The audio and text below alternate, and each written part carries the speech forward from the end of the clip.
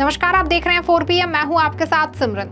लोकसभा चुनाव को लेकर जारी सियासत समाप्त हो गई है। जनता का जनादेश सामने आ गया है। इस बीच महाराष्ट्र से बड़ी खबर सामने आई है और एक बार फिर महाराष्ट्र की राजनीति गर्म हो गई है। वहीं चुनाव खत्म होने के बाद एक बार फिर से मराठा आरक्षण के मुद्दे ने तूल पकड़ लिया है और महाराष्ट्र के जालना में मनोज जारंगे ने अंतरावली सराती में एक बार फिर से भूख हड़ताल पर बैठ गए हैं। अंतरावली में मनोज पाटिल का ये चौथा आंदोलन है। अनशन पर बैठने के बाद पाटिल ने आरोप लगाया कि सरकार आंदोलन को तोड़ना चाहती है। मैं इनसे कहना चाहता हूं कि हमें राजनीति नहीं करनी चाहिए। वहीं मनोज जारंगी ने चेतावनी देते हुए कहा कि अगर सरकार में अध्यादेश लागू नहीं किया गया तो हम महाराष्ट्र विधानसभा में 288 सीटों पर अपना उम्मीदवार उतारेंगे। वहीं पाटिल ने कहा कि मैं अपने निर्णय पर कायम हूँ। मैं मराठा समाज से विनती करता हूं कि शांति बनाए रखें। जारंगी ने बताया कि सरकार ने सगे संबंधियों को लेकर अध्यादेश जारी किया है, उसे लागू कराने के लिए ये अनशन आंदोलन है। आपको बता दें, जारंगी ने कुणबी को मराठे के रूप में पहचानने के लिए ये कानून बनाने में भी मांग की है।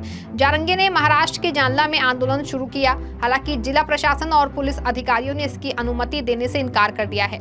वे मराठाओं के लिए अन्य पिछड़ा समुदाय का दर्जा और पात्र कुणबी मराठाओं के रक्त संबंधियों को प्रमाण पत्र जारी करने के लिए राज्य सरकार द्वारा इस साल की शुरुआत में जारी मसौदा अधिसूचना के क्रियान्वयन की मांग कर रहे हैं। बता दें, कुणबी एक कृषि समूह है जो ओबीसी श्रेणी में आता है और जारंगी मांग कर रहे हैं कि सभी मराठाओं को कुणबी प्रमाण पत्र जारी किए जाएं, जिससे कि वे कोटा लाभ के पात्र बन सकें। आरक्षण आंदोलन का चेहरा जारंगी ने कहा कि जब तक मराठा आरक्षण नहीं मिल जाता मैं हार नहीं मानूंगा और उन्होंने राज्य सरकार पर अंतरावली सरती के निवासियों को भड़काकर उनके विरोध को रोकने की कोशिश करने का आरोप लगाया। वहीं मराठा आरक्षण को लेकर चर्चाओं में आए मनोज जारंगी पाटिल एक बार फिर आंदोलन में उतर पड़े हैं। उन्होंने शनिवार को फिर से भूख हड़ताल शुरू कर दी। जारंगी ने महाराष्ट्र सरकार से संबंध में जनवरी में किए गए वादों को लागू करने की मांग की है। कार्यक्रम स्थल से ये सहयोगी ने जानकारी देते हुए कहा कि स्थानीय अधिकारियों ने आखिरी समय में अनशन की अनुमति दी। इसके बाद बड़ी संख्या में समर्थकों के साथ जारंगी पाटिल ने अपने गांव अंतरावली सरती में भूख हड़ताल शुरू की। जनवरी में मुख्यमंत्री एकनाथ शिंदे ने मनोज जारंगी पाटिल से मुलाकात कर मराठा आंदोलन से जुड़े ड्राफ्ट की कॉपी दी थी। मराठा नेता मनोज जारंगी पाटिल ने कई आंदोलनों का नेतृत्व किया, जिसकी शुरुआत अगस्त 2023 में भूख हड़ताल से हुई और उसके बाद मराठा आरक्षण के लिए दबाव बनाने के लिए विरोध प्रदर्शन, रैलियां, नवी मुंबई तक लंबी पैदल यात्रा समेत कई तरह के हथकंडे अपनाए। वहीं दबाव पड़ने पर राज्य सरकार ने विधानमंडल का स्पेशल सेशन बुलाया और उसकी कई मांगों को स्वीकार किया। साथ ही समझौते के अनुसार कुछ अन्य मांगों को अभी भी लागू किया जाना बाकी है। महाराष्ट्र में मराठा की आबादी लगभग 33% है। वे पिछले 4 दशकों से नौकरियों और शिक्षा के लिए आरक्षण की मांग कर रहे हैं। मनोज जारंगी ने मांग की है कि मराठा समुदाय के लोगों को ओबीसी के तहत सरकारी नौकरी और शिक्षा में आरक्षण दिया जाए। इसके अलावा मराठाओं को कुणबी जाति प्रमाण पत्र देने वाली एक सरकारी आदेश पारित किया जाए। साथ ही सरकार मराठा समुदाय के आर्थिक और सामाजिक पिछड़ेपन के सर्वे के लिए राशि दे और कई टीमें बनाए। आपको बता दें, पाटिल महाराष्ट्र के बीड जिले के रहने वाले हैं। वहीं 12वीं क्लास तक पढ़ाई पूरी करने के बाद वो बेहतर अवसरों की तलाश में पड़ोसी जिले जालना में रहने लगे। इस दौरान आजीविका के लिए उन्होंने होटल में काम किया। वो कांग्रेस पार्टी से जुड़ गए। उनके काम को देखते हुए पार्टी के सदस्यों ने उन्हें कांग्रेस के जालना जिला प्रमुख के रूप में नियुक्त किया, लेकिन थोड़े समय बाद ही उन्होंने पार्टी का दामन छोड़ दिया। उन्होंने मराठा समुदाय के लोगों के लिए शिवबा संगठन नामक संस्था बनाई और आरक्षण की मांग के लिए राज्य के कई नेताओं से मुलाकात की। वहीं अपनी आवाज को बुलंद करने के लिए सरकार के खिलाफ प्रदर्शन भी किया। बता दें, पिछले साल सितंबर में जारंगी ने मराठा आरक्षण को लेकर आंदोलन किया था, जिसमें हिंसा भड़क उठी थी। बता दें, जारंगी भूख हड़ताल पर बैठे हैं और अंतरवाली सराटी गांव के उप सरपंच ने पुलिस से गुजारिश की है कि आंदोलन की वजह से गांव में सांप्रदायिक सौहार्द बिगड़ रहा है। दूसरी ओर जारंगी पाटिल आंदोलन पर अडिग हैं। उन्होंने कहा कि वे अपनी भूमिका पर कायम हैं। वे आंदोलन करेंगे, इसके लिए उन्हें कोई पुलिस नहीं रोक सकती। मैं कानून को मानता हूं, कानून ने मुझे आंदोलन करने का अधिकार दिया है। अब तक आंदोलन क्यों नहीं किया? इस पर जारंगी पाटिल ने कहा कि आप सभी को इसकी जानकारी होगी कि 4 जून तक लोकसभा चुनाव की आचार संहिता लगी थी, इसलिए उसका सम्मान कर रहा था। और उन्होंने सरकार को चेतावनी देते हुए कहा कि उसे मराठा समाज की नाराजगी मोल नहीं लेनी चाहिए। आपको बता दें कि अब तक 54 लाख लोगों के कुणबी होने का प्रमाण मिला है। उन सभी लोगों को कुणबी का कास्ट सर्टिफिकेट दिया जाएगा। जारंगी ने सरकार से 4 दिनों के भीतर सर्टिफिकेट देने की मांग की थी। सरकार ने कहा कि वंशावली मिलान के लिए एक कमेटी बनाई गई है, इसके बाद सर्टिफिकेट बांटे जाएंगे।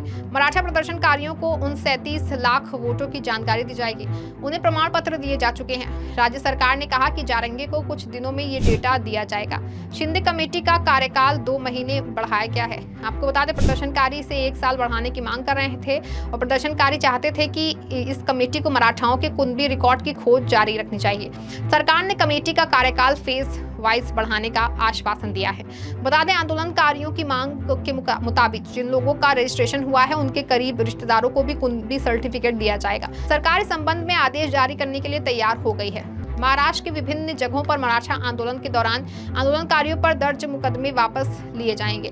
गृह विभाग ने कहा कि तय प्रक्रिया का पालन करते हुए केस वापस लिए जाएंगे। मराठाओं की मांग थी कि आरक्षण मिलने तक उनके बच्चों को मुफ्त शिक्षा दी जाए, साथ ही आरक्षण मिलने तक सरकारी भर्तियां रोक दी जाएं, ये सीटें आरक्षित की जाएं। सरकार ने मांग के पहले हिस्से को नहीं माना है। राज्य सरकार सिर्फ मराठा लड़कियों को पोस्ट ग्रेजुएशन तक शिक्षा मुफ्त मुहैया कराएगी। हालांकि इसके लिए सरकारी निर्देश जारी नहीं किया गया है। बता दें, मराठा खुद को कुणबी समुदाय का बताते हैं। इसी के आधार पर वे सरकार से आरक्षण की मांग कर रहे हैं। इसकी नींव पड़ी 26 जुलाई 1902 को, जब छत्रपति शिवाजी महाराज के वंशज और कोल्हापुर के महाराजा छत्रपति शाहू जी ने एक फरमान जारी कर कहा कि उनके राज्य में जो भी सरकारी पद खाली है उसमें 50% आरक्षण मराठा, कुणबी और अन्य पिछड़े समूहों को दिया जाए। इसके बाद 1982 से 1952 तक बॉम्बे सरकार के दौरान भी मराठा समुदाय को 10 साल तक आरक्षण मिला था, लेकिन फिर मामला ठंडा पड़ गया। वहीं आजादी के बाद मराठा आरक्षण के लिए पहला संघर्ष मजदूर नेता अन्ना साहेब पाटिल ने शुरू किया। उन्होंने ही अखिल भारतीय मराठा महासंघ की स्थापना की थी।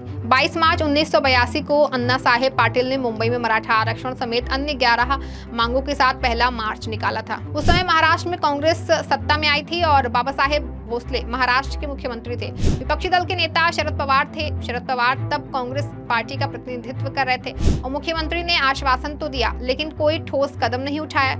इससे अन्ना साहेब नाराज हो गए। वहीं अगले ही दिन 23 मार्च 1982 को उन्होंने अपने सिर में गोली मारकर आत्महत्या कर ली। इसके बाद राजनीति शुरू हो गई, सरकार गिरने बनने लगी और इस राजनीति में मराठा आरक्षण का मुद्दा ठंडा पड़ गया। वहीं लोकसभा चुनाव संपन्न होने के बाद ही एक बार फिर से मराठा आरक्षण ने तूल पकड़ना शुरू कर दिया। वहीं अब देखना होगा कि सरकार मराठाओं को आरक्षण देती है या फिर ये आंदोलन का रूप लेता है। ये तो आने वाले वक्त में पता चल पाएगा। इस खबर में फिलहाल बस इतना ही। ऐसी तमाम राजनीतिक खबरों के लिए बने रहें और देखते रहें 4 PM। धन्यवाद।